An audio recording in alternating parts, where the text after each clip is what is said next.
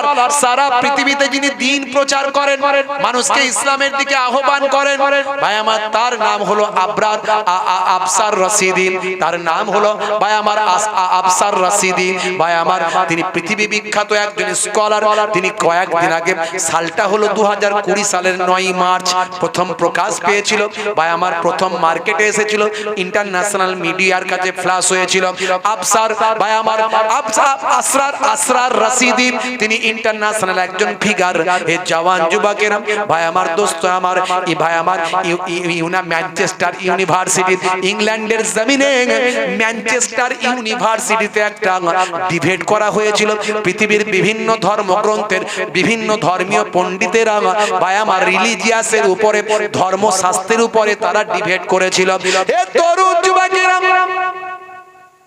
হে আমার বন্ধুরা, শুনে রেখে দিন বাবা, জেনে রেখে দেন, সেই জায়গাতে ইংল্যান্ডের ম্যানচেস্টার বিশ্ববিদ্যালয়ের বা আমার হল ঘরে হাজার হাজার মানুষের সামনে সেই সময় হঠাৎ করে একজন নাসারাদের পণ্ডিত, মুসলমানদের ধর্মীয় গুরু হিসাবে যিনি গিয়েছেন, ধর্মীয় পণ্ডিত হিসাবে যিনি গিয়েছেন, ভাই আমার আসরার রাশিদিকে সেই সময় বলেছিলেন, হে মিস্টার আসরার রাশিদি, আপনার নবী তো হাদিসের মধ্যে বলেছেন যে আজুয়া খেজুর খেলে নাকি বিষটা তার শরীর থেকে মুক্ত হয়ে যায়। শরীরে যদি বিষক্রিয়া হয়ে থাকে, ওই আজুয়া খেজুর খেলে শরীরটা বিষমুক্ত হয়ে যায়। এমন কথা শোনার সঙ্গে সঙ্গে কঠিন চ্যালেঞ্জের মুখে পড়ে মিস্টার জনাব ভাই আমার জনাব আসরার রাশিদি সেই সময় সামনে ভাই আমার ওখানে কোথাও একটা ছিল ইঁদুর মারা বিষ। বললেন, ওই ইঁদুর মারা বিষটা আমাকে দাও, র্যাড বমের যে বিষটা, ওই বিষটা লিকুইডটা আমাকে দাও। সেই সময় হঠাৎ করে তিনি লিকুইডটা নিলেন, কেউ কিছু বুঝে ওঠার আগে তিনি ওই লিকুইডটা মুখে ভরে দিলেন, খেয়ে নিলেন। বেশ কিছুটা খেয়ে নেওয়ার পরে তিনি ভাই আমার আজুয়া খাজুর খেতে অভ্যস্ত ছিলেন, সঙ্গে তার আজুয়া খাজুর ছিল। কয়েক পিস আজুয়া খাজুর খেয়ে তিনি বললেন, দেখো আমি তোমাদের মাঝখানে বসে থাকবো, নবীর কথা সত্য, বিশ্ব নবীর কথা মহাসত্য, ধ্রুব সত্য। আমি আজুয়া খাজুর খাওয়ার পরেও বিষ আমার কোনো ক্ষতি করতে পারবে না। হে তরুণ যুবকেরা, 2020 সালের 9 মার্চ ইন্টারন্যাশনাল নিউজে এই খবরটা প্রথম প্রকাশ পেয়েছিল। আল্লাহর নবী যা শিখিয়েছেন, যা বলেছেন, আপনার আমার উপকারের জন্য, ভালোর জন্য, আপনাকে আমাকে যাতে আমি আপনি জান্নাতে যেতে পারি তার জন্য। যা ইসলামে শেখানো হয়েছে সবের মধ্যে বিজ্ঞান বাস্তবতা আছে। আমি এগুলো অনেক বলেছি, অনেক আলোচনা করেছি, আজকাল বেশি আলোচনা নয়, খুব সংক্ষেপে বলি। ভাইরা আমার, এই আজুয়া খাজুর তৈরি হয়েছিল রাসূলের হাত ধরে। কোথায় না, হযরতে সালমান ফার্সি ইহুদি মালিকের আন্ডারে ভাই আমার বন্দী ছিলেন। মালিকের আন্ডারে তিনি কৃতদাস হিসাবে কাজ করছিলেন। ঈমান আনার পরে তিনি বললেন, আমাকে মুক্তি দাও, আমি রাসূলের খেদমতে থাকতে চাই, আমি দ্বীনের কাজ করতে চাই।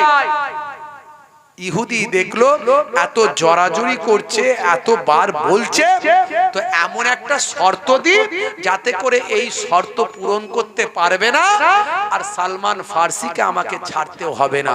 সালমান ফার্সি কিন্তু একটা জমিদার বাড়ির সন্তান ছিল, তার পিতা ছিল একজন বিরাট বড় ধর্মযাজক, না ভাই আমার একজন মাজুসি ব্যক্তি, মাজুসিদের ধর্মগুরু ছিলেন। তার বাড়ির সন্তান রাসূলকে পাওয়ার জন্য আজকে অন্যের বাড়ির গোলাম হয়েছেন। দেখুন ইসলাম পাওয়ার জন্য তারা কত ত্যাগ স্বীকার করেছে। আর আমরা ইসলাম পেয়েছি, নবী পেয়েছি, কোরআন পেয়েছি, আমরা নামাজ ঠিক মতো সবাই পড়ি না। আল্লাহ করে আপনারা বসিরহাট এলাকার মানুষ, আপনারা বসিরহাট আল্লামা হুজুরের কাছের মানুষ, আর ঘরে ঘরে আলেম ওলামা বড় বড় মাশাআল্লাহ আছে, আলেম ওলামা মুফতিরা আছে, হয়তো আপনারা তবু অনেকটা নামাজ কালাম বেশি বেশি করেন, কিন্তু এখনো এমন একটা পার্সেন্টেজ মানুষ ভাই আমার মসজিদে গেলে দেখা যায় গ্রামের 95% লোক 5 ওয়াক্ত নামাজ পড়ে না। অথচ ইসলাম যা শিখিয়েছিল, রাসূল যা বলেছিল, আল্লাহর কথা বলেছিল।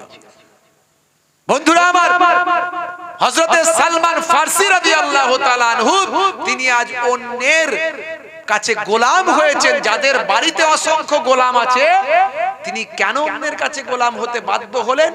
আল্লাহ পাওয়ার জন্য, নবী পাওয়ার জন্য গোলাম হলেন। বন্ধুরা আমার, শেষে অবশেষে নবীকে যখন পেলেন, তখন ইহুদি মালিককে বললেন, আমাকে মুক্তি দাও। সে বলল, মুক্তি তুমি যখন চাইছো এতবার করে, মুক্তি তোমাকে দিতে পারি। তাহলে এক কাজ করতে হবে, তাহলে একটা কাজ করতে হবে। 600 দিরহাম, 600 দিরহাম ভাই আমার, 600 দিরহাম আমাকে দিতে হবে। আর 300 খানা খাজুরের গাছ লাগিয়ে দিয়ে ফল ধরিয়ে দেখিয়ে দিতে হবে। এই ফল ধরা পর্যন্ত আমি তোমাকে ছাড়বো না, ফল ধরে ফল আমি পাবো, তবে তোমাকে মুক্তি দেব। তখন সালমান ফারসি রাদিয়াল্লাহু তাআলা আনহু বললেন, টাকাটা তবু দেয়া যাবে, কিন্তু এই গাছ লাগিয়ে ফল ধরিয়ে একটা গাছও যেন বাদ না যায়।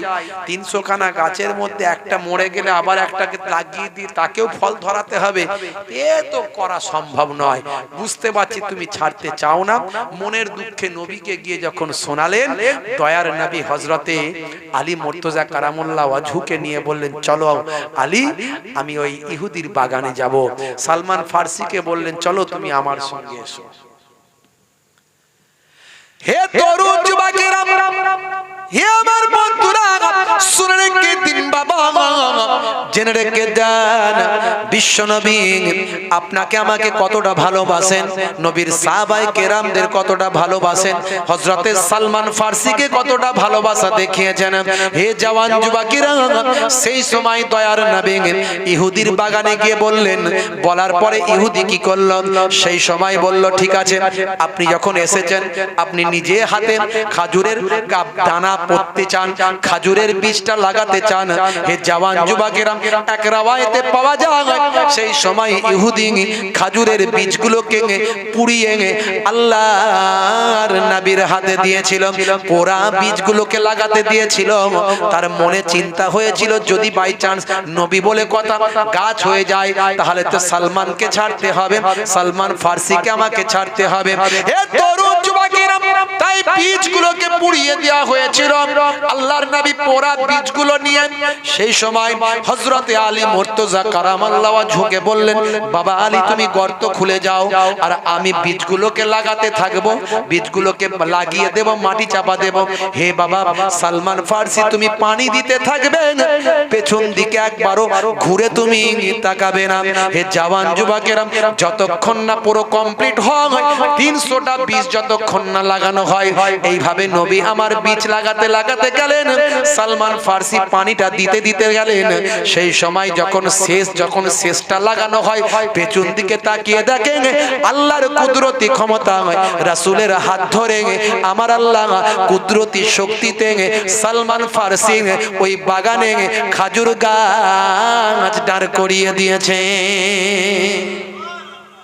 কুদরতি ক্ষমতায় আমার রাসূলের হাত ধরে ওই যে পোড়া বীজগুলো লাগানো হয়েছিল, সেই পোড়া বীজ থেকে আজকে কালো কালো খেজুর, পোড়া পোড়া খেজুর দেখলে মনে হবে পোড়ানো, আসলে ওটা আজওয়া খাজুর আমার রাসূলের হাত ধরে এসেছিল, আমার রাসূলের হাত ধরে তৈরি হয়েছিল আল্লাহর কুদরতি ক্ষমতায়। সেই থেকে আজকে আরবের শ্রেষ্ঠ খেজুর, পৃথিবীর শ্রেষ্ঠ খাজুর হিসাবে পরিচিত লাভ করেছে আজওয়া খেজুর। আমার বলার উদ্দেশ্য, সালমান ফারসি রাদিয়াল্লাহু তাআলা আনহুকে নবী কতটা ভালোবাসলেন, ইহুদির কবল থেকে বাঁচালেন। আমাকে আপনাকে কতটা ভালোবাসেন, যাতে আমি আপনি জাহান্নামে না যাই, যাতে আমি দুনিয়াতে শান্তি পাই। নবী আমার সব থিওরি সব কিছু বলে শিখিয়ে বুঝিয়ে দিয়ে গেলেন। হে মুসলমান, আমি আপনি রাসূলকে কতটা ভালোবাসলাম। আমরা বলি হ্যাঁ ভালোবাসি। যদি বলি ভালোবাসেন, বলবেন, সবাই বলবেন হ্যাঁ ভালোবাসি। আর রাসূল কি বলছেন? মান হাব্বা সুন্নতি ফাকাদ আহাব্বানি ওয়া মান আহাব্বানি কানা মাই ফিল জান্নাহ। যে আমার সুন্নতকে ভালোবাসলো, সেই তো আমাকে প্রকৃত ভালোবাসলো। আর যে আমাকে প্রকৃত ভালোবাসলো, আমার সুন্নতকে ভালোবাসলো, সে আমি রাসূলের সঙ্গে জান্নাতি হয়ে গেল। জোরে হবে না? যাদের ভিতরে সুন্নত পাওয়া যায় তারা কেউ পথহারা হয় না। রাসূলের পথে যারা চলে দুনিয়ায় বাতিলের বাধা তারা মানে না। নিশীথ রজনীতে সেজদাতে যায় হুসাইন তাদের নিয়ে ভাবনাতে রয়। বিপদের মাঝে তারা যতই পড়ুক, বিপদের মাঝে তারা যতই পড়ুক, রাসূলের তরিকা ছাড়ে না। যাদের ভিতরে সুন্নত পাওয়া যায় তারা কেউ পথহারা হয় না। জোরে হবে না? বুকে হাত দিয়ে চিন্তা করুন তো, রাসূলের সুন্নত আমাদের মধ্যে আছে তো? রাসূল কত সুন্নত শিখিয়ে দিয়ে গেছেন। চেটে পুচে খাওয়া সুন্নত নবী বলেছেন। পায়ের গিরার উপরে পোশাক পরা পুরুষদের জন্য সুন্নত। বসে পানি পান করা সুন্নত। ডান দিকে কাত হয়ে ঘুমানো সুন্নত। পেচ্ছাপ করে পানি নিতে হবে। ভাই আমার, এটা পবিত্র হতে হবে। রাসূলের সুন্নত দেখানো জিনিস। ভাই আমার পেচ্ছাপটা বসে করতে হবে। রাসূলের সুন্নত। কত সুন্নত! সবের মধ্যে বিজ্ঞান, সবের মধ্যে আমি দু একটা উদাহরণ দিলাম। সবের মধ্যে সায়েন্স, আজকে গবেষণায় তারা পাচ্ছে। সবচেয়ে বড় সুন্নত আমি বলি, কবরে গেলে কোনো সুন্নত দেখা যাবে না, একটা সুন্নত দেখা যাবে, সেটা হলো মুখের দাড়ি। এই দাড়ির মধ্যেও সায়েন্স আছে, আমি এর আগে বলেছি। অস্ট্রেলিয়ার ব্রিসবেনে গবেষণা হয়েছে দাড়ি নিয়ে। জি হ্যাঁ, ইন্টারনেটে আছে, দেখবেন দাড়ির মধ্যে কি সায়েন্স আছে, আমি বলেছি। তাহলে কবরে গেলে একটা সুন্নত দেখা যাবে। আমরা বলি নবীকে খুব ভালোবাসি, কিন্তু মাথা থেকে পা পর্যন্ত রাসূলের একটা সুন্নত ঠিকমতো পাওয়া যাচ্ছে না। কেন? মসজিদে নামাজটা আমরা পড়তে যাই না কেন? মুয়াজ্জিন আযান দিচ্ছে, হাইয়া আলাস সালাহ, এসো নামাজের দিকে এসো। যদি নামাজের দিকে আসো, আল্লাহ বলছেন হে মুয়াজ্জিন বলে দাও হাইয়া আলাল ফালাহ, তাহলে আমি আল্লাহ তোমাকে কামিয়াবি দান করে দেব। এই কামিয়াবি পাবেন। আমার দাদাজান পীরনগর হুজুর পীর কেবলা, মায়াপুর পীরনগর হুজুর পীর কেবলা রাহমাতুল্লাহ আলাইহি বলতেন, বাবা দিনে রাতে 24 ঘন্টার মধ্যে নামাজের জন্য সময় দাও 5 12 60 মিনিট, অর্থাৎ 1 ঘন্টা। 12 মিনিট করে সময় দিলে 1 ঘন্টা লাগে। 1 ঘন্টা যদি নামাজে সময় দাও, তোমার 23 ঘন্টা সাকসেসফুল করে দেবেন আল্লাহ। জোরে হবে না? আপনি চাষ করেছেন, ফসল ফলানোর মালিক কে? জোরে বলেন। দোকান করেছেন, খদ্দেরের হৃদয়ে ভালোবাসা দিয়ে আপনার দোকান পর্যন্ত পৌঁছে দেওয়ার মালিকটা কে? আপনি ইনভেস্ট করেছেন ব্যবসায়, লাভবান করার মালিক কে? সেই আল্লাহর জন্য আপনি 1টা ঘন্টা দিনে দেবেন না 12 মিনিট করে? কেমন মুসলমান?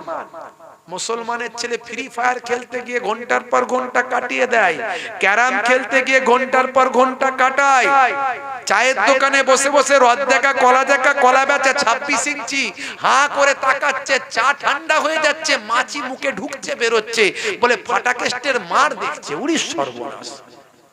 রাগ করবেন না, সবেতে সময় পায়। মুসলমানের নারীরা, মুসলমানের মেয়েরা পুকুর পাড়ে গেলে ঘন্টার পর ঘন্টা গল্প করে কাটিয়ে দেয়। কার স্বামী কি কিনেছে, কে কোথায় কি হয়েছে, কার কি খবর হয়েছে, সারা বিশ্বের গীবত শেখায় সব শুরু করে দেয়। অথচ নামাজ পড়ার বেলায় বলে নামাজ হয় না। হ্যাঁ, এখন গ্রুপ লোন করেছে, সব একসঙ্গে মিটিং করে মেয়েরা। আপনাদের দিকে করে কিনা জানি না। মেয়েরা গ্রুপ লোন করেছে, মানে সুদের কারবার ঘরে ঘরে ঢুকেছে একদম। কি হবে? আমাদের দোয়া কি করে কবুল হবে?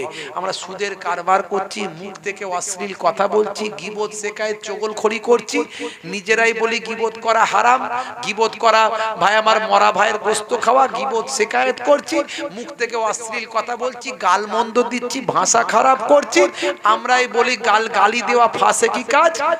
বুঝতে পারছেন? সুদের খানা খাচ্ছি, সুদের কারবার করছি, ভাই আমার পনের টাকা নিচ্ছি, পনের খানা খাচ্ছি, তা আমাদের উপরে গজব আসবে না তো কাদের উপরে আসবে? আমরা লজ্জিত, লাঞ্ছিত, অপমানিত সারা পৃথিবীতে তাকিয়ে দেখো। কেন হচ্ছে? তার কারণ আমরা আল্লাহ এবং রাসূলের পথ থেকে সরে গেছি। আপনি যদি সুদের কারবারটা বন্ধ করেন, আল্লাহ কি আপনাকে খাওয়াবেন না? সারা বিশ্বের যত মাখলুকাত আছে সবাই খাচ্ছে, আর আল্লাহ আপনাকে না খাইয়ে রাখবেন সুদের কারবারটা না করলে? আপনার দাদু, তার দাদু, তার বাপ, আপনার বাপের বাপ, দাদু, তারা তো সুদের কারবার করতো না, তখন গ্রুপ লোন ছিল না। তারা কি না খেয়ে বড় হয়েছিল? আপনাদের মানুষ করেছিল? খুব তাড়াতাড়ি বাড়ি গাড়ি করতে হবে, খুব তাড়াতাড়ি বড় বড় বিল্ডিং করতে হবে, একটু কম পয়সায় চললে হবে না? দিন দুনিয়া দুটোই হোক না, দুটোই হোক। দিনদারির সঙ্গে দুনিয়াদারিটা থাকবে, অসুবিধা কি আছে? কিন্তু দুনিয়াদারিটার মধ্যেও দিনদারি খুঁজে পাওয়া যাবে। সেইভাবে জীবন যাপনটা হোক, দেখবেন আল্লাহ দুনিয়া আখিরাতে কামিয়াবি দান করবেন। কবরে গেলে কোনো সুন্নত দেখা যাবে না, একটা সুন্নত দেখা যাবে, আমি বলি, সেটা হলো মুখের দাড়ি। আজকে নায়ক গায়ক খেলোয়াড় প্লেয়াররা দাড়ি রেখেছে, আর মুসলমানের ছেলে দাড়ি চেয়েছে বড় গোঁপ করে পাকিয়ে ঘুরে বেড়াচ্ছে, আছে না নাই? বলে গোঁপ দিয়ে ভয় দেখাই লোককে, দাড়ি ফাড়ি রাখলে লোকে মানবে না আমাকে। উড়ি সর্বা, কি চিন্তা ভাবনা, কি টার্গেট! শরীরটা মোটা তাজা হয়েছে, সব সময় বডি বের করে ঘুরে বেড়াচ্ছে, সলেমান খানের বডি। উড়ি বাপ! হ্যাঁ, বলে কেন রে? বলে জানিস না এরকম গেঞ্জি ফেঞ্জি পরি বলে সবাই আমাকে মানে, ভয় পায়। তুমি তাহলে লোককে ভয় দেখানোর জন্য পৃথিবীতে এসেছো? তোমার টাকা দিয়েছে, টাকার অহংকার দেখানোর জন্য এসেছো? না, ভালো কাজে ইউটিলাইজ করো, শরীরটাকে ভালো কাজে লাগাও, টাকাটাকে ভালো কাজে লাগাও, দ্বীনের কাজে লাগিয়ে দাও, ইসলামের কাজে লাগাও, রাসূলের পথে লাগাও। যেটা জানো না সেটা আলেমদের কাছে জেনে নাও। ফাসআলু আহলা যিকরি ইন কুনতুম লা তা'লামুন। আল্লাহ কোরআনে বলেছেন, যেটা জানো না জাননে ওয়ালাদের কাছ থেকে জেনে নাও। দুনিয়া আখিরাতে কামিয়াবি হয়ে যাবেন। বাবাজি আমার, মুখের দাড়িটা রাখুন। বড় রাখতে লজ্জা করে, ফতোয়াবাজি যা করেন করবেন, আমি বলে যাচ্ছি। দরকার হলে যদি না রাখার থেকে something is better than nothing, ছোটটাই রাখুন। আজ ছোট থাকলে কাল বড় হবে। নায়ক গায়ক খেলোয়াড় প্লেয়াররা রেখেছে, তোমার রাখতে লজ্জা কিসের? এখন তো দাড়ি ফ্যাশন, দাড়ি রাখলে সৌন্দর্য বাড়ে তারা বলছে, তাই তারা দাড়ি রেখেছে। লিওনেল মেসি, বিরাট কোহলি, উনি বাপরে কি খেলা খেলছে, উনি সর্বনাশ। দেখছেন না কালকে জলসা করছি, দুম করে বম বাজছে, সর্বনাশ, চমকে উঠেছে। কি হলো রে বাবু? বল জানেন না হুজুর, ভারতের সঙ্গে খেলা হচ্ছে, এই খেলায় কি রেজাল্ট হলো? বলছে হেরে গেছে। হেরে গেছে তো বম কেন পড়ছে? বলছে হুজুর কিনে ফেলেছে, কি করবে, ফাটাতে হচ্ছে। কিনে ফেলেছে, ফাটাতে হচ্ছে। আমি বলি কোনখানে বম মারতে হয় সেটাও জানে না, বমটা মারার জায়গাটা কোথায়? কিনে ফেলেছে মানে বম মারতে হবে। তাহলে ভারতকে শ্রদ্ধা জানানো হলো না অশ্রদ্ধা করা হলো? কোনটা হলো? তার মানে তুমি ভারত হেরে গেছে খুশি হয়ে গেলে নাকি? নাউজুবিল্লাহ। আমার দেশ সবসময় এগিয়ে গেলে, আমি খেলার কথা বলছি না, আদার সবকিছুতে, এভরিথিং অলওয়েজ, সবকিছুতে আমার দেশ এগিয়ে যাবে, আমি খুশি হব, এটাই হলো ঈমান। হুব্বুল ওয়াতানি মিনাল ঈমান, দেশ প্রেম হলো ঈমানের অঙ্গ। বিরাট কোহলি খেলছে, বিরাট খুশি, উনি সর্বনাশ। 16 থেকে 46 সবার মুখে হাসি। বিরাট কোহলি মারছে, ছক্কা দিচ্ছে, তাই এরা হাসছে আর আনন্দ করছে। ভাই সবাই টিভির কাছে গিয়ে বসে যায়, ওরে বাপ রে বাপ, কি খেলা খেলছে রে ভাই। বলছে সর্বনাশ করেছে, হেরে গেল। 10টা ম্যাচ এত ভালো খেললো আর ফাইনালে উঠে হেরে গেল। নিশ্চয়ই কোনো কুপয়া ওখানে ছিল। আমি খুঁজে বের করো কে ছিল, খুঁজে বের করো কে কুপয়াটা ছিল, খুঁজে বের করো। কেন হারলো? বন্ধুরা আমার, তরুণ যুবকেরা আমার, মনে রাখবেন, আমার দেশের কোনো উন্নয়ন হলে নিশ্চয় আমরা খুশি হব, এটাই আমাদের ঈমানি দায়িত্ব। সেটা খেলাটাকে আমি বাইরে রাখি, অন্য কোনো কথা বলছি, খেলা হোক বা অন্য কোনো, যাই হোক, খেলাটাকে আমি সাইডে রাখলাম, যে কোনো বিষয়। তো ভাইরা আমার, তরুণ যুবকেরা আমার, মুরব্বিয়ানেরা আমার, মুসলমানের ছেলে নায়ক গায়কের ভক্ত, বিরাট কোহলির ভক্ত ভাই আমার, বলছে এই রে দেখেছিস কি খেললো? শুধু ওই মোহাম্মদ শামি এটাকে এতদিন বসিয়ে রেখেছিল ইচ্ছা করে, 2 নম্বরই ব্যাপার। একবার দেখ না চান্স দিয়ে কেমন করলো। আমি কিন্তু ভাই শামির ভক্ত। উরে বাপ রে বাপ, মুসলমান আছে, ভক্ত হও, আমার অসুবিধা নাই। তুমি স্বামীর ভক্ত হবে কি কার ভক্ত হবে, হোকে যাও।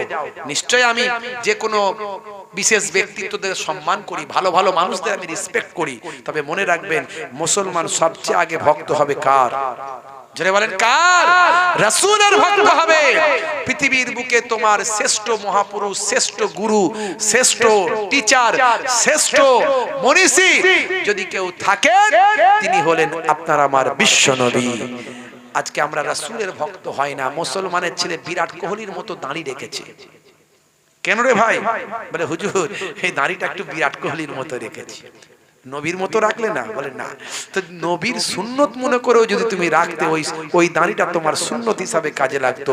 কিন্তু তুমি যে ওই নিয়ত করে ফেলেছো বিরাট কোহলির মতো রেখেছি, ওই যে নিয়ত করে ফেলেছো লিওনেল মেসির মতো রেখেছি, নিয়ত করে ফেলেছো হরভজন সিং এর মতো রেখেছি, গেল, সব গেল, তোমার দাড়িটাই বেকার হয়ে গেল। তুমি যদি ওই রকমই দাড়িটা রেখেছিলে আর মনে মনে নিয়ত করেছিলে যে আমি রাসূলের দাড়ি সুন্নত মনে করে রাখছি, আজ ছোট আছে কাল বড় হয়ে যাবে, হতে পারে ওই দাড়িটা রাখা অবস্থায় যদি কবরে চলে যেতে, হতে পারে মেবি মুনকার নাকির ফেরেশতা এসে বলবে মান রব্বুকা, দেখতে পাবে মুখে দাড়ির দেখা, হতে পারে ওই দাড়িটাই হবে নাজাতের জারিয়া। কারণ তোমার মধ্যে নবীর মহাব্বত ছিল, সেই মহাব্বতে রাসূলের সুন্নতকে মেনেছিলে। আমি তাই অনুরোধ করব, নামাজ ছেড়ে দেবেন না, 5 ওয়াক্ত নামাজ ছেড়ে দেবেন না। একটা ঘন্টা নামাজে দিন, 23 ঘন্টা সাকসেসফুল করবেন আল্লাহ। আমার দাদা জান পীরনগর হুজুর কেবলা বলতেন, মায়াপুর পীরনগর হুজুর কেবলা, আমার নানা জান ছোট হুজুর কেবলা বলতেন, ফুরফুরা শরীফ নানা জান ছোট হুজুর কেবলা বলতেন, বাবা কি দিয়ে বোঝাবো বলো তো, তোমাদের বোঝাবোটা কি দিয়ে? ঝুড়া আর কোদাল দিয়ে বোঝাবো? মাঝে মাঝে একটু রেগে গিয়ে বলতেন, পরিহাস করে ঠাট্টা করে বলতেন, ঝোড়া আর কোদাল দিয়ে বোঝাবো? কি দিয়ে বোঝাবো বলো তো দেখি। বাবাজিরা আমার, সারাটা জীবন আলেম ওলামারা, হুজুর পীর সাহেবরা যারা হাক্কানি ভাবে জীবন যাপন করছেন, তারা মানুষকে যাতে জাহান্নাম থেকে জান্নাতের পথে নিয়ে যাওয়া হয়, তারা আপ্রাণ চেষ্টা করে, বিভিন্ন ভাবে চেষ্টা করে। আমার রাসূল চেষ্টা করে এসেছেন। আজকে সেই রাসূলকে ভালোবেসে আমাদের প্রতিজ্ঞা করতে হবে, আমরা নামাজ ছেড়ে দেব না, আমরা রাসূলের সুন্নত ছেড়ে দেব না।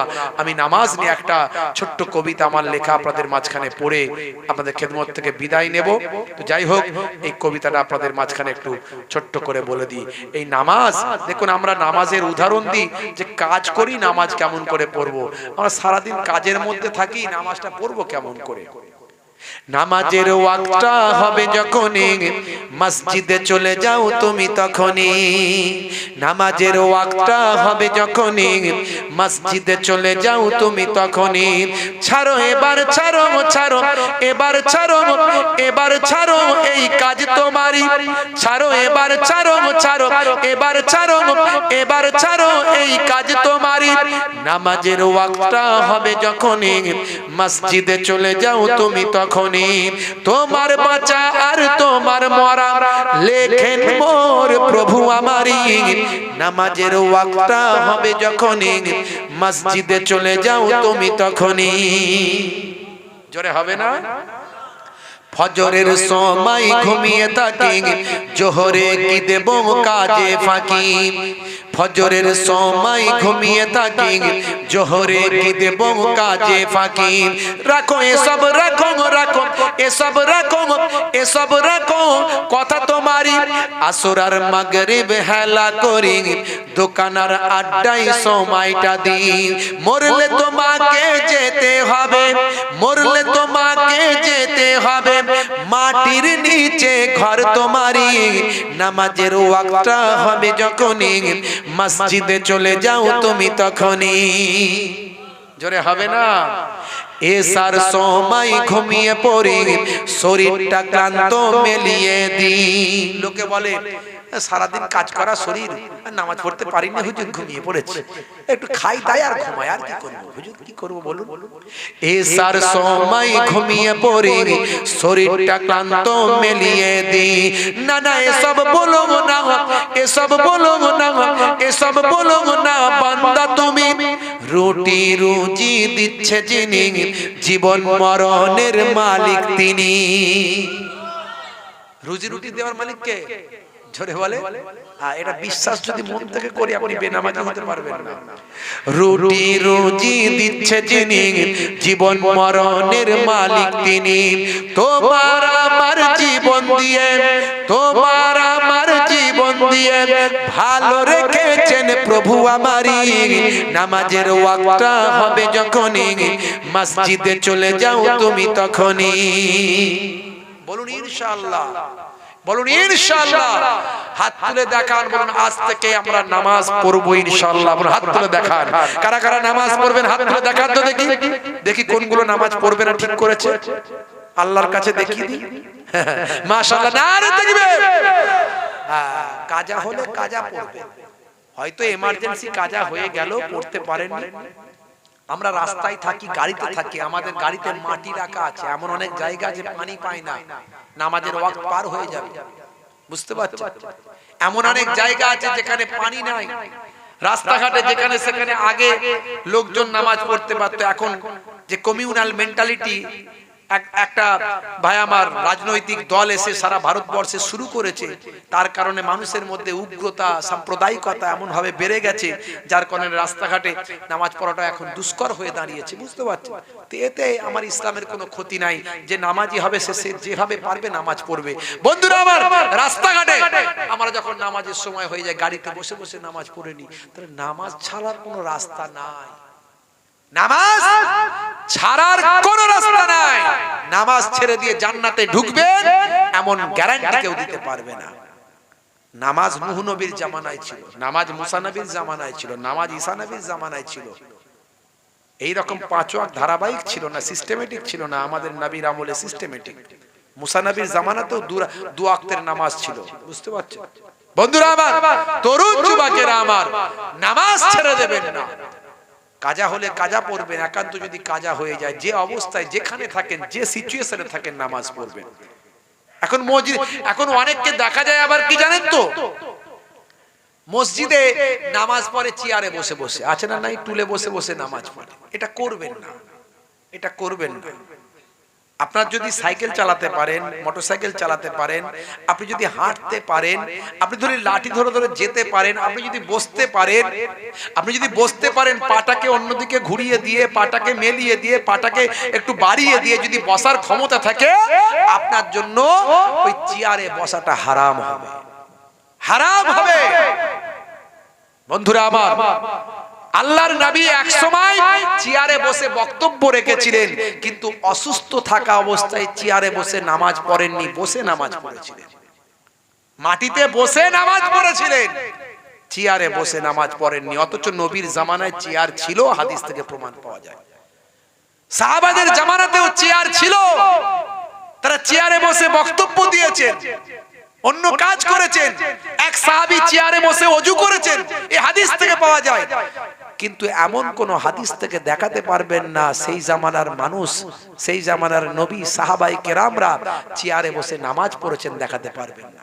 তাহলে এই ডাইরেক্ট চেয়ারে বসে নামাজ নবীরা, নবী এবং আল্লাহর নবী এবং সাহাবারা যে পড়েন না, এর দ্বারাই প্রমাণ পাওয়া যায় যত কষ্টই হোক না কেন তারা বসে নামাজ পড়েছেন, এর দ্বারাই বসেই নামাজ পড়তে হবে। আপনি যদি ইচ্ছাকৃত হবে নিজে ফতোয়াবাজি করে, গাজোয়ারি করে যদি আপনি চেয়ারে বসে নামাজ পড়েন, তাতে সেটা নবীর নির্দেশের খেলাফ হবে, আল্লাহর হুকুমের খেলাফ হয়ে যাবে। ভাই আমার, কোরআন মাজিদে আল্লাহ রাব্বুল আলামিন বলেছেন, হে বিশ্বাসী বান্দারা, ঈমানদারেরা, তোমরা ওয়াকিমুস সালাত ওয়া আতুজ যাকাত ওয়া আরকাউ মা'আর রাকিন, রুকুকারীদের সঙ্গে রুকুটা করো। সিজদা, অন্য জায়গায় বলা হয় সিজদাকারীদের সঙ্গে সিজদাটা করো।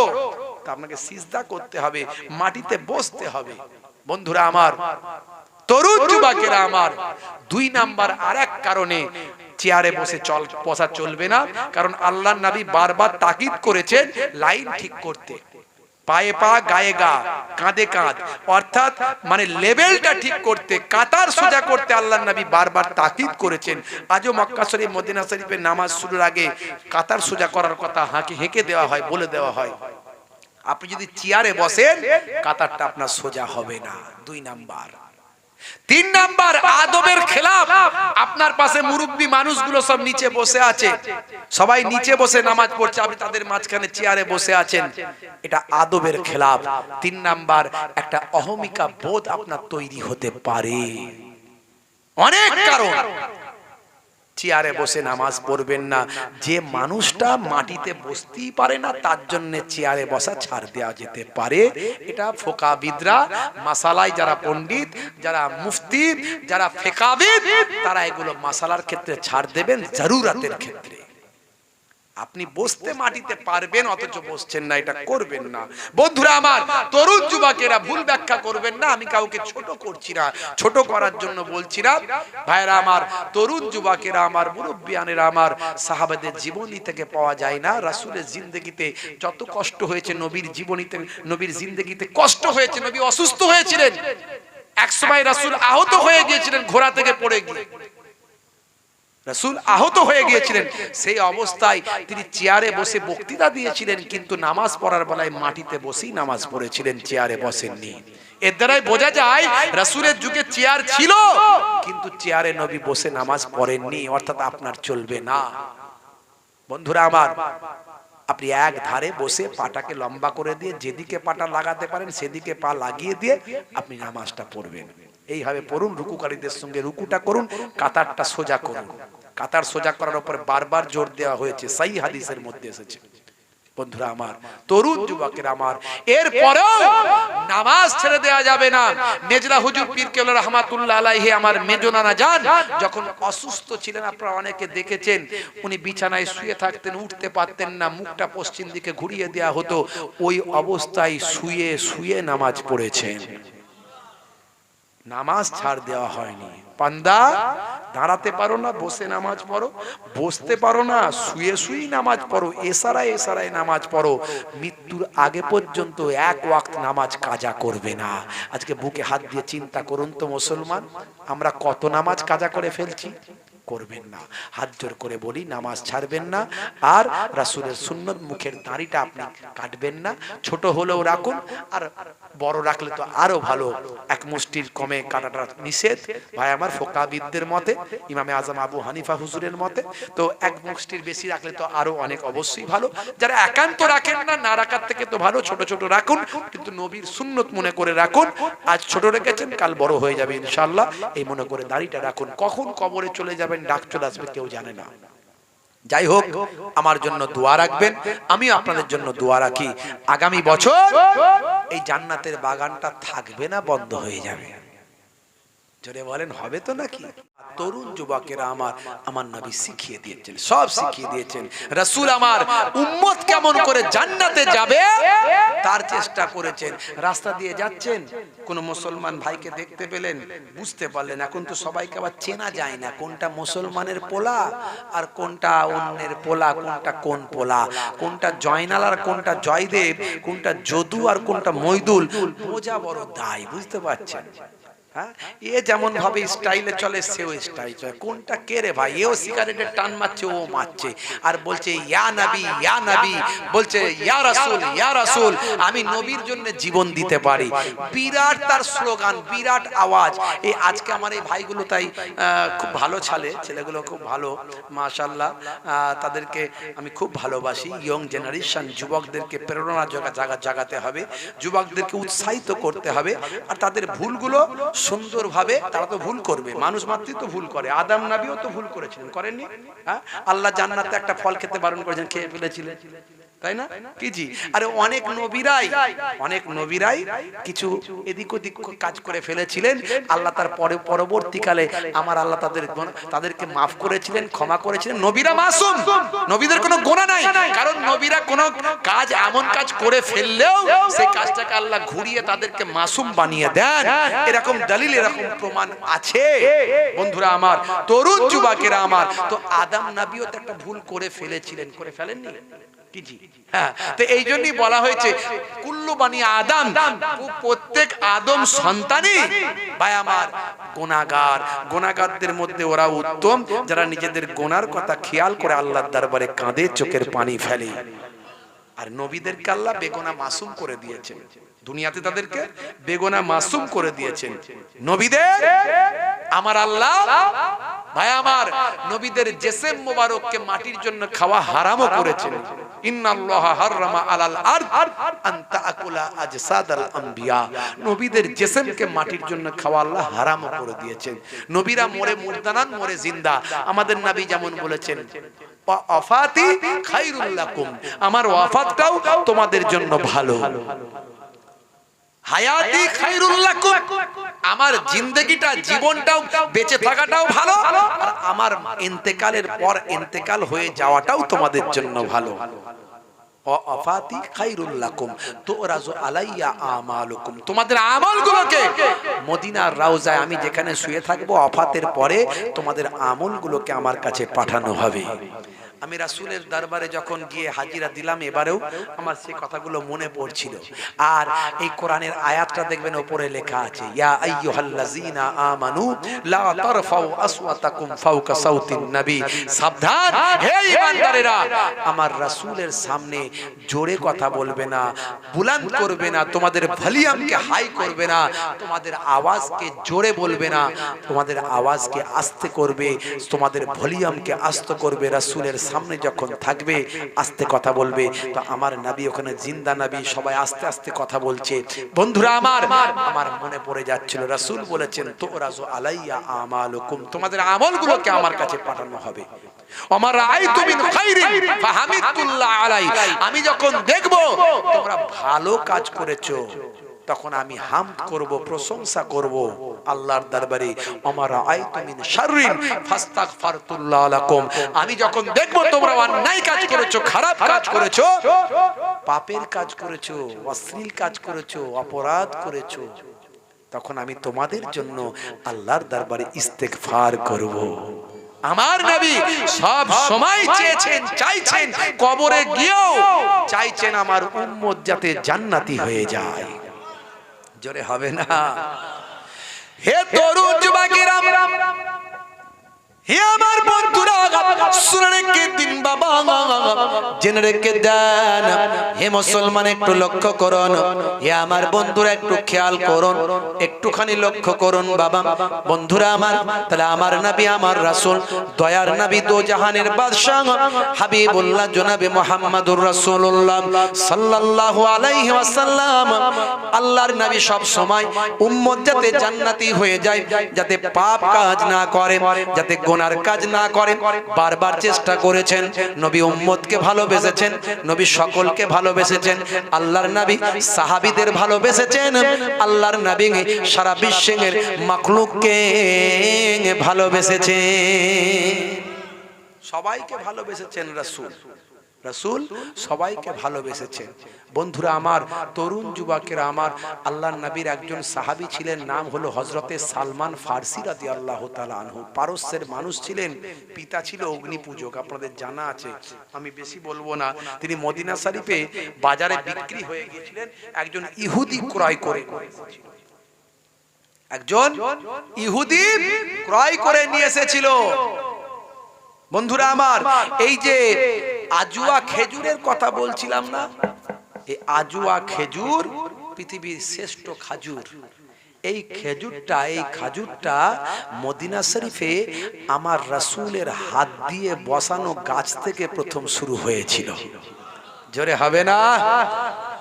এই খাজুর এত দামি, এত মূল্যবান, আমার আল্লাহ ইসলামের মধ্যে এতটাই ভালাই রেখেছেন, যদি আপনি সব ঠিকঠাক মেনে চলেন, আপনি সুস্বাস্থ্যের অধিকারী হবেন, আপনি জ্ঞানার হবেন, আপনি লাভবান হবেন সবকিছুতে। আমি এই জন্যই আমি বলি যে প্রোডাক্ট তৈরি করেছেন যিনি, রুলসও তৈরি করেছেন তিনি, আর পুস্তকে লিখে দিয়েছেনও তিনি। প্রোডাক্ট মার্কেটে যখন আপনারা কিনতে যান, এসি কেনেন, ফ্রিজ কেনেন, একটা পুস্তিকা পান কি পান না? বই দেয় কি দেয় না? ওই বইতে দেখবেন ডিটেলস লেখা থাকে, কেমন ভাবে ব্যবহার করবে, কি করবে না করবে। তুমি ওয়াশিং মেশিনটা কিনে নিয়ে এসেছো, কি হবে, কোন সুইচটা কি করতে হবে, এটা হাই হয়ে গেলে ওটাকে লো করতে হবে, ওখানটা এটা হয়, সব ডিটেলস। এর মধ্যে কোনো ভুল নাই। কারণ প্রোডাক্ট তৈরি করেছেন যিনি, পুস্তিকাও দিয়েছেন তিনি, আর রুলসটা লিখে দিয়েছেন তিনি। হে তরুণ যুবকেরা, হে আমার বন্ধুরা, শুনে রেখে দিন বাবা, জেনে রেখে দেন, আমার আল্লাহ মানুষ নামক প্রোডাক্ট পৃথিবীতে পাঠিয়েছেন। যুগে যুগে যুগে যুগে পৃথিবীতে মানুষ নামক প্রোডাক্ট পাঠিয়েছেন। আর এই মানুষ নামক প্রোডাক্টটা কেমন ভাবে ব্যবহার হবে তার জন্য আমার আল্লাহ পুস্তিকা দান করেছেন। আর এই পুস্তিকাতে আমার আল্লাহ রুলস, ভাই আমার রুলসটা, ভাই আমার আইন কানুনটা সুন্দরভাবে লিপিবদ্ধ করেছেন। অর্থাৎ প্রোডাক্ট তৈরি করেছেন যিনি, আইন লিখে দিয়েছেন তিনি, আর পুস্তিকাও পাঠিয়েছেন তিনি। হে মুসলমান, আল্লাহর আইনকে যদি আমরা মানি, আমাদের মতো যে প্রোডাক্ট অর্থাৎ মানুষ নামক প্রোডাক্ট আল্লাহর যিনি তৈরি করেছেন আমাকে, আমি তার যদি আইনটা মানি, পৃথিবীতে শ্রেষ্ঠ মানুষ, শ্রেষ্ঠ মানবে পরিণত হব, দুনিয়াতেও শান্তি পাবো আর আখিরাতেও নাজাত পেয়ে যাব। কারণ প্রোডাক্ট তৈরি করেছেন যিনি, আইন তৈরি করে দিয়েছেন তিনি, পুস্তিকাও দিয়েছেন তিনি। 104 খানা আসমানি কিতাব আপনারা জানেন সকলে, বেশি বলার দরকার নাই। ঈসা নবীর উপর ইনজিল, মুসা নবীর উপর তাওরাত, দাউদ নবীর উপর জাবুর, আর আমাদের নবীর উপর কি কিতাব বলেন? কোরআন মাজিদ। নাহানু নাযালনা যিকরা ওয়া ইন্না লাহু লাহাফিজুন। এই কোরআন মাজিদ আমি আল্লাহ নাজিল করেছি, হেফাজতের দায়িত্বটাও আমি আল্লাহ নিয়েছি। আমার নবী নিজের ইচ্ছায় কোনো কথা বলেন না, যতক্ষণ না ওহী দিয়ে আমার আল্লাহ জানিয়ে না দেন। তাহলে আমার নবী যে কথাগুলো বলছেন, কার কথা? সব আল্লাহর কথা। আল্লাহও চান তার বান্দা জান্নাতে যাক, আল্লাহও চান তার বান্দা দুনিয়াতে শান্তিতে থাকুক, আল্লাহও চান তার বান্দা সুস্বাস্থ্য নিয়ে সুন্দরভাবে সুশৃঙ্খলভাবে সম্মানের সঙ্গে জীবন যাপন করুক। তাই কোরআন মানলে, রাসূলের হাদিস মানলে দুনিয়াতেও গেনার হবেন, পরকালেও গেনার হবেন। আমি আজুয়া খাজুরটার উদাহরণ দিয়ে বোঝাতে চাইছিলাম। আজকে আজুয়া খাজুর রাসূলের হাত থেকে বেরিয়ে এলো, সেই খাজুরটা নিয়ে বিজ্ঞানীরা গবেষণা করলো। মিস্টার কিথ মুরের কথা বলছিলাম। হে তরুণ যুবকেরা, মিস্টার কিথ মুর তিনি অবাক হয়ে গেলেন। সৌদিতে গেলেন, সেই সৌদি থেকে এতদূর ঘুরে এসেছিলাম। সৌদিতে গেলেন মিস্টার কিথ মুর, সেখানে গিয়ে বিজ্ঞানের ডেভেলপমেন্টের উপর যখন কথা বললেন, সেই সময় হে জওয়ান যুবকেরা, হে আমার মুরব্বিয়ানেরা, শুনে রেখে দিন বাবা, জেনে রেখে দিন বাবা, মিস্টার কিথ মুর সেই সময় যখন ডেভেলপমেন্ট অফ হিউম্যানিটি নিয়ে কথা বলছিলেন, মানব শরীরের বিভিন্ন অর্গানগুলোর ডেভেলপমেন্ট নিয়ে কথা বলছিলেন, মাতৃগর্ভে সন্তানের ডেভেলপমেন্ট নিয়ে যখন কথা বলছিলেন, সেই সময় তিনি জানতে পারেন আমি দীর্ঘ এতগুলো বছর ধরে যে গবেষণা করে গ্রন্থ রচনা করেছি, যেখানে যেগুলো এখানে লিপিবদ্ধ করেছি, সেই লিপিবদ্ধ করা কথাগুলো আমার গবেষণাটা 1450 বছর আগে আসমানি কিতাব আল্লাহর কোরআনের মধ্যে লিপিবদ্ধ আছে। জোরে হবে না? মিস্টার কিথ মুর অবাক হয়ে গেলেন। অবাক হয়ে গিয়ে কোরআন নিয়ে রিসার্চ শুরু করলেন। অল্প কিছুদিন কোরআন নিয়ে রিসার্চ করে দেখলেন সর্বনাশ। 1450 বছর আগে কোনো প্যাথোলজি ছিল না, কোনো গবেষণাগার ছিল না, কোন রকম কোন ভাই আমার কোন পিএইচডি করার ব্যবস্থা ছিল না, কোন ইউনিভার্সিটি ছিল না। তো সেই সময় কোরআনে লেখা হয়েছে বারহাক সত্য, অর্থাৎ যা কোরআনে বলা হয়েছে বারহাক অবশ্যই সত্য, অর্থাৎ ইসলাম সত্য ধর্ম, কোরআন সত্য গ্রন্থ। মিস্টার কিথ মুর সেই সময় পড়ে নিয়েছিলেন, কালেমা পড়েছিলেন লা ইলাহা ইল্লাল্লাহু মুহাম্মাদুর রাসূলুল্লাহ সাল্লাল্লাহু আলাইহি ওয়াসাল্লাম। হে তরুণ যুবকেরা, হে আমার বন্ধুরা, শুনে রেখে দিন বাবা, জেনে রেখে দেন, আজুয়া খাজুর নিয়ে বিজ্ঞানীরা গবেষণা করলো। 77% ভাই আমার দোস্ত আমার, 77% বাবা কার্বন ডাই অক্সাইড, আর 63% সেখানে পেল ভাই আমার 63 মিলিগ্রাম ভাই আমার ক্যালসিয়াম। হে তরুণ যুবকেরা, আয়রন পেল আয়রন। এভাবে এত উপাদান, vitamin C, vitamin A, vitamin ভাই আমার বিভিন্ন ভিটামিনের কোয়ালিটি, এই এত কিছু একটা খাজুরের মধ্যে তারা পেল। এই খাজুরের মধ্যে তারা পেয়ে তারা অবাক হয়ে গেল। আজুয়া খাজুর নিয়ে গবেষণা করলো। তারপর তারা দেখা গেল ভাই আমার তারা রিসার্চ করছে যে আজুয়া খাজুর যদি নিয়মিত ভাবে খাওয়া হয় হার্টের পেশেন্টের হার্টের উপকার হয়, এমন কোন রোগ না হয়। পৃথিবীর বুকে এমন অনেক অসুখ, যে অসুখগুলো নিয়মিত আজুয়া খাজুর খাওয়ার কারণে সুস্থ হতে পারে। 1450 বছর আগে আল্লাহর নবী হার্টে পেশেন্ট ভাই আমার বুকে অসুস্থতার কারণে সাহাবীকে আজুয়া খাজুর খাওয়া আমার পরামর্শ দিয়েছিলেন। এ তরুণ যুবকেরা, হে আমার বন্ধুরা, শুনে রেখে দিন বাবা, জেনে রেখে দেন। পৃথিবী বিখ্যাত একজন স্কলার, তিনি দ্বীনের কথা প্রচার করেন। কোন আকীদা সেটা পরের ব্যাপার, তিনি কতটা মানুষকে হেদায়েত করতে পারছেন সেটা আগে। ইসলামের মৌলিক বিষয়ে যখন কোনো পার্থক্য নাই তত আমার কোনো আপত্তি নাই। আকীদাগত ভাই আমার কি বলে আমলগত কোনো পার্থক্য থাকলে থাকতে পারে, সেটা তার ব্যাপার, তিনি আমলগত কিছু পার্থক্য করতে পারেন। কিন্তু মূল মৌলিক আকীদাগত বিষয়, ইসলামের মৌলিক বিষয়ে কোনো পার্থক্য ম্যাক্সিমাম 90%, 95% মুসলমানের মধ্যে কোনো মত পার্থক্য নাই। যেটুকু পার্থক্য আছে সেটা কেবলমাত্র আমলগত, সামান্য সামান্য কাজ কর্মগত কিছু পার্থক্য আছে। ওটা আলাদা ব্যাপার, ওটা পার্সোনাল ম্যাটার, সেটা তুমি তোমার কাছে রাখো।